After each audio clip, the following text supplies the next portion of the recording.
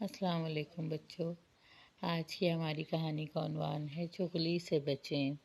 چغلی تو آپ سب جانتے ہیں کہ ایک بہت بری عادت ہے، کسی کی بھی چغلی نہیں کھانی چاہیے۔ تو آج کی ہم کہانی میں آپ کو یہی پیغام دیتے ہیں کہ چغلی سے بچنا چاہیے۔ ایک مرتبہ امی کام کر رہی تھیں کہ عبداللہ پیچھے سے دوڑتا ہوا آتا ہے اور کہتا ہے، امی دیکھیں منا کتنی دیر سے بجلی کے سوئچ کو ہاتھ لگا رہا ہے۔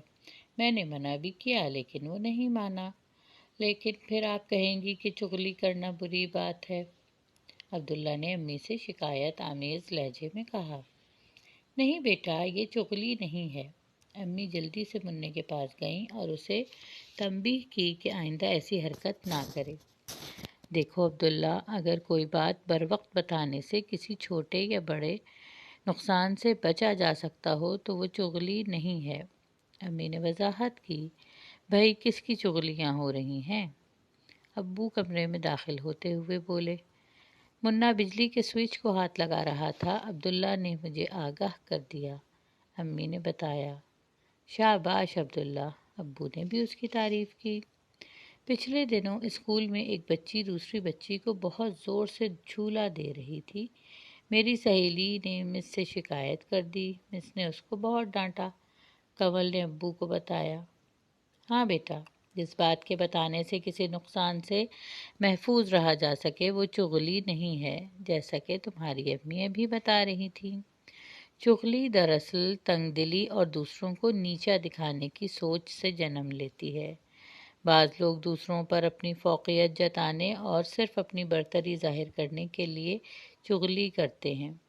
کچھ بچے بھی دوسروں کو نیچا دکھانے، توجہ حاصل کرنے اور فائدے حاصل کرنے کے لیے چغلیاں کھاتے ہیں تاکہ امی ابو کے چہیتے بن جائیں۔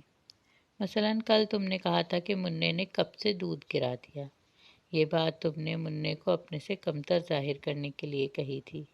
تم اس بات کو اس طرح بھی کہہ سکتے تھے کہ منّے نے غلطی سے کپ سے دودھ گرا دیا۔ ابو نے چغلی کے بارے میں باقاعدہ درس ہی دے ڈالا۔ ناجائز فائدہ حاصل کرنے کا شوق بھی بچوں کو چغلیاں کرنے کا عادی بنا دیتا ہے۔ یہ بہت بری عادت ہے، ابو نے پھر بتایا۔ وہ کیسے؟ عبداللہ نے پوچھا۔ جیسے کہ کوئی بچہ دوسرے بچے سے کہے کہ تم اپنا کھلونا فوراً مجھے دے دو ورنہ میں امی سے شکایت کر دوں گا۔ وہ امی سے کہہ بھی دے تو یہ چغلی کے زمرے میں آتا ہے۔ ابو نے مزید سمجھایا۔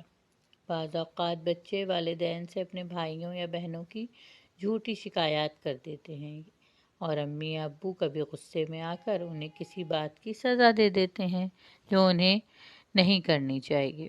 کبھی کسی دوسرے کو نقصان پہنچانے کا سوچنا بھی نہیں چاہیے، یہ بری سوچ ہے۔ ابو نے بچوں کو پھر سمجھایا۔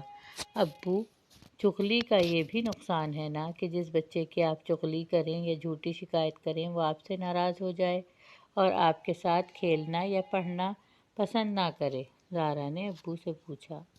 یقیناً، ابو نے کہا، لیکن اس کا یہ ہرگز مطلب نہیں کہ کسی کی چاہے وہ آپ کا اچھا دوست ہی کیوں نہ ہو کوئی ایسی بات نہ بتائیں جس سے اس کی زندگی کو خطرہ ہو۔ ابو نے پھر نصیحت کی۔ ہمیشہ یہ سوچ کر بات کیا کرو کہ ایسی بات کوئی دوسرا تمہارے بارے میں کرے گا تو تمہیں کیسا لگے گا۔ ابو نے بات کو منطقی رنگ دیتے ہوئے کہا۔ چلو آؤ اب کھانا کھاتے ہیں اور چغلیوں کے بارے میں پھر بات کریں گے۔ اوکے، آپ کو کہانی کیسی لگی؟ پسند آئی ہوگی۔ آئندہ ہفتے پھر ملاقات ہوگی۔ اللہ حافظ۔